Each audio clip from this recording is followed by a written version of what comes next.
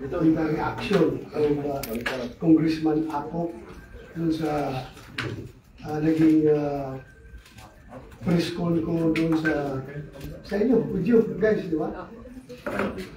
Klaruhin ko, General Ako, sir, hindi po ikaw ang tinatamaan ko noon. You were never a sip-sip to the Duterte administration. I never heard you sung praises for the war on drugs that we waged during the Duterte administration. Kaya nagtataka lang po ako bakit ka nagre-react. Hindi po ikaw ang pinatamaan ko noon, sir. Yung iba po, hindi po ikaw. Kaya po, I'm very sorry kung you reacted that way. Hindi po ikaw ang pinatamaan ko.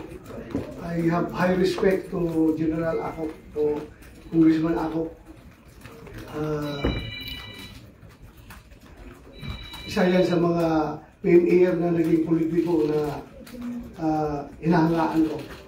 Dalawa yan sila ni Senator Lacson, aking iniidolo ng mga PNAR turned legislator.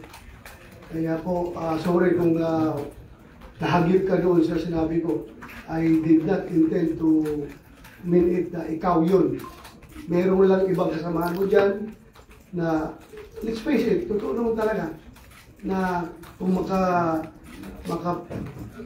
sing ng praises towards Duterte and war on drugs before, ay ngayon kung makatira sa war on drugs, wagas.